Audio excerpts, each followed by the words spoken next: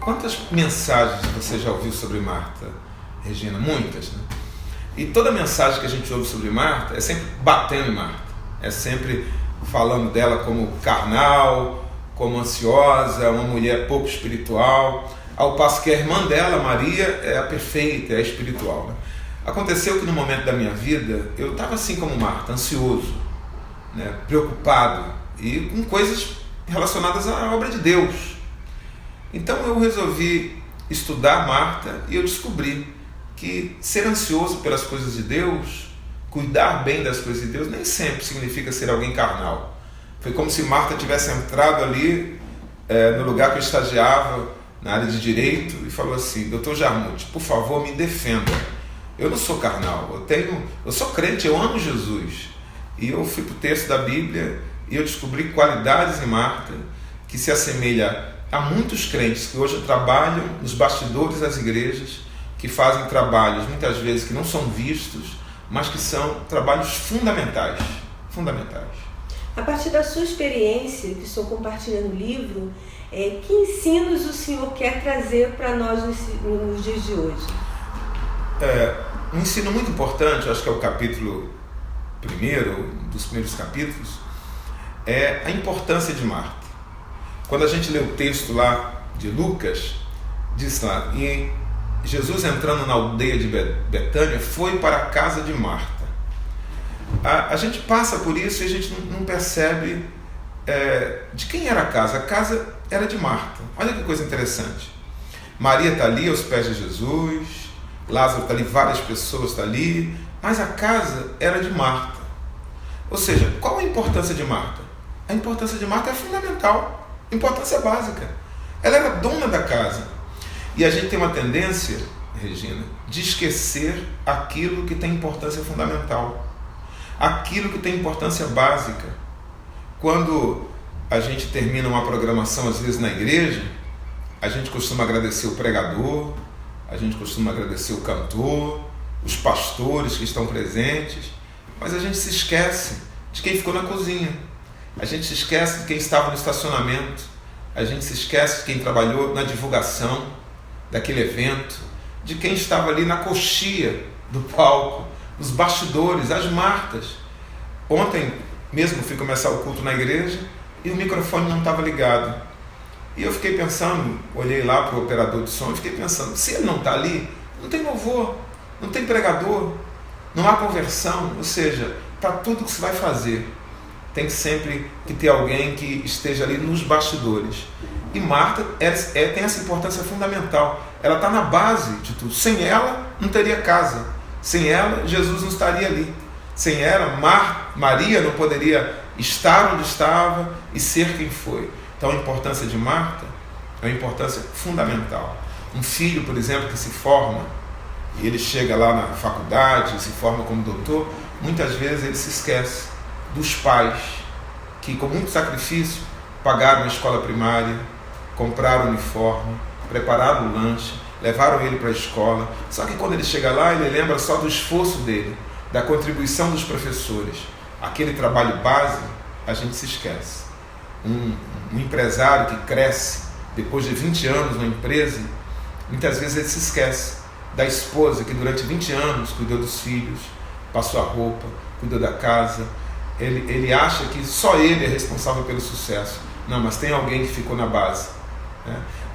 Um exemplo muito claro disso também é um atleta. Um atleta, às vezes, ele se preocupa muito com o físico, se preocupa muito com os músculos e ele se esquece do coração.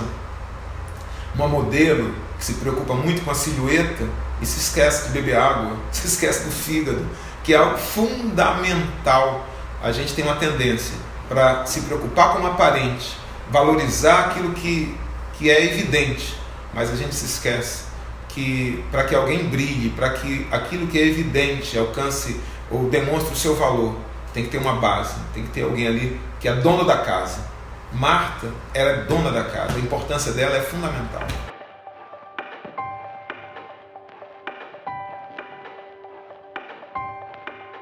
Para todos. Por exemplo, um exemplo de Martas na Bíblia é um exemplo que se refere só a homens, os diáconos. Quando a igreja a igreja surge com os apóstolos e o povo. E qual era o trabalho dos apóstolos? Ler Bíblia e orar. Mas a Bíblia diz que crescendo a igreja, surgiram os problemas. Os apóstolos disseram assim, olha, a gente não pode deixar aqui o nosso trabalho para servir as mesas. Então eles consagraram 7 homens, que são Martas. São aquelas pessoas que vão fazer o trabalho da cozinha, que é fundamental na igreja. Esse trabalho que é aparentemente menos nobre, né? Que tem menos brilho assim, em termos de aplausos, de reconhecimento, mas que é fundamental. A igreja ainda precisa de Martas. Se todo mundo quiser fazer parte do louvor, quem vai limpar o banheiro? Quem vai ficar na portaria? Quem vai ficar no estacionamento? Quem vai cuidar das crianças, gente? Olha que trabalho importante. Enquanto os pais estão ali recebendo a palavra, tem tias que abriram mão do seu direito de estar ali sentada também, ouvindo a palavra, para estar numa sala, cuidando de crianças. São Martas. Não há aplauso para isso.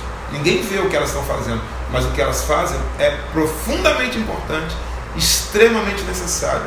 Como esse, tem muitos trabalhos na igreja. Ligar para o novo convertido, né? E o trabalho, quando Jesus fala assim, olha, Maria escolheu a melhor parte. Então eu vejo muita gente às vezes pregar, ou a gente via muita gente pregar assim, Marta escolheu a parte errada. Veja, o antônimo de melhor parte não é parte errada. Melhor parte, o antônimo é pior parte. Se Maria escolheu a boa parte, Marta escolheu a parte ruim. E a verdade, Regina, é que alguém precisa fazer a parte ruim. Se todos quiserem ser missionários apenas em Paris, apenas nos Estados Unidos, quem vai evangelizar a África? Se todos quiserem ser pastores de grandes igrejas na capital, quem vai para os becos e valados? Quem vai para as comunidades? Quem vai pregar o evangelho nos presídios?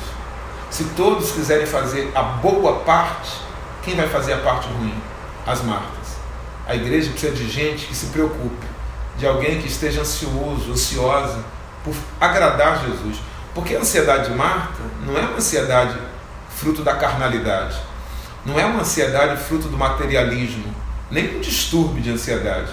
Ela está ansiosa porque ela é uma dona de casa, que não tinha geladeira, que está recebendo muitas pessoas na sua casa, que tinha que preparar um jantar para muita gente, e ela faz além do que ela pode. Jesus fala, uma coisa só era necessária. Jesus não está falando de adoração, Jesus está falando que ela está envolvida com muitas coisas. Mas por que ela está tão ansiosa? A gente precisa se colocar no lugar dela. Ela está ansiosa porque ela quer agradar a Jesus. E existem muitas pessoas assim na igreja hoje, que trabalham, que se dedicam, que vão além das suas forças, muitas vezes com atividades que não têm aplauso, que ninguém vê, mas estão ali trabalhando, fazendo algo fundamental e muito importante. As Marias têm o seu valor na igreja. Todos nós temos um pouco de Maria e um pouco de Marta, como o pastor Silas bem diz no prefácio. Mas a verdade é que a igreja precisa de Martas. Maria tem o seu valor, mas a igreja precisa delas porque elas são fundamentais.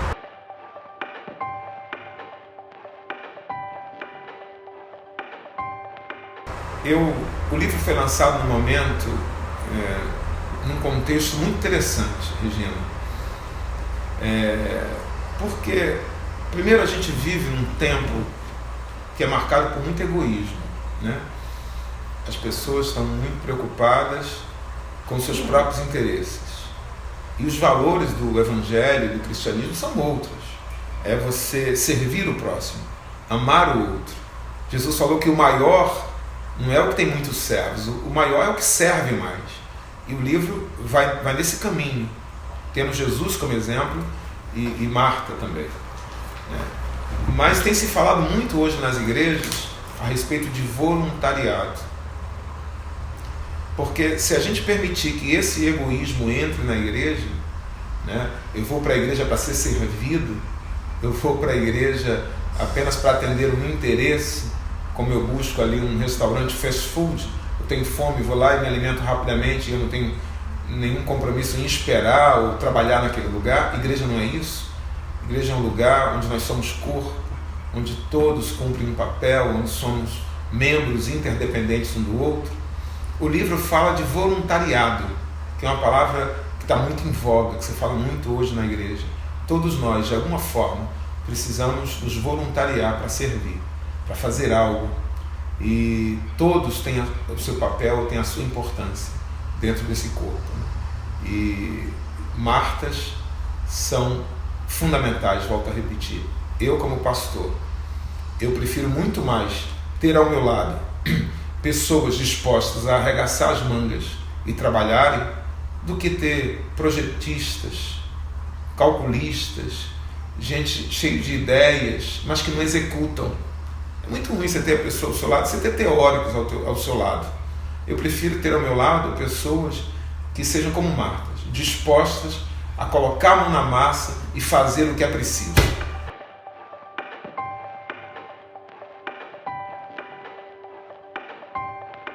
Aqui tem pessoas que eu amo demais, né? É uma associação que existe como base para o ministério do meu pastor Silas Malafaia, né? A quem eu admiro, tributo honra, admiração, e é um prazer para mim, é um privilégio, eu me sinto privilegiado como pastor do mesmo ministério que ele, né? Pertencer, ele é o meu pastor, o meu líder, é um reconhecimento da parte dele ao nosso trabalho, aquilo que a gente vem fazendo, e eu me sinto muito honrado em fazer parte desse time de pessoas tão competentes aqui da Central Gospel.